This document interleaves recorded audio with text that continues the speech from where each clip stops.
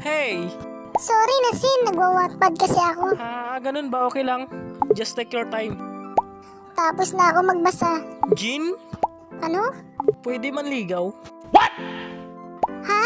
Ha? Nagigjoke ka ba? Totoo. 1 week pa lang tayo nagchat-chat, ligaw agad. Wala na-fall ako sa'yo eh. Pag-isipan ko. Malayo ka man, mahal, lagi mo tandaan. Malayo nga, Palawan ako, Negros ka, haha. Mahal? Ano? Hindi magbabago, pag-ibig ko'y sa'yo lamang. Ay! So, kikiligin na ako nito. Magtiwala ka lang. Ganun naman ngayon ng mga lalaki. Hanggang salita lang, puro promise, di naman tinutupad. Not all. Oo nga, not all, pero most of all. Basta.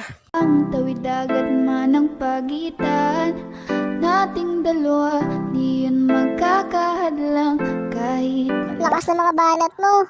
Pag-isipan ko muna.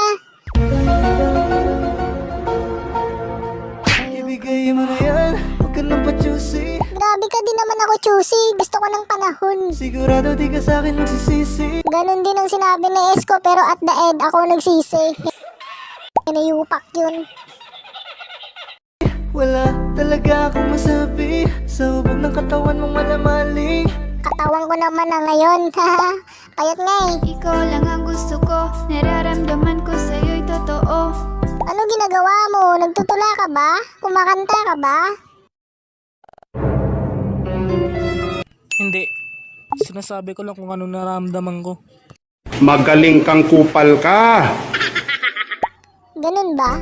Hindi nagloloko, ikaw talaga, panigurado.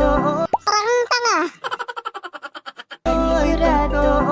Di tulad sa iba, di ako nagloloko na tulad ng iba. Ang hirap magtiwala ulit. Naloko na kasi ako dati. Mamili ka ng tao na sasaktan mo, yung kaya niyang makipaglaro. Dapat ako magsabi sa'yo ng ganyan. At kung hinahanap mong lalaki, uunawa sa'yo. Pasensya na, hindi yun ako. Ha? Kaninang sweet-sweet mo, ngayon parang hinuhusgahan mo ako. Baby, gusto kitang kasama, gusto kang makilala. Baby? Ha? Kanina mahal, ngayon naman baby?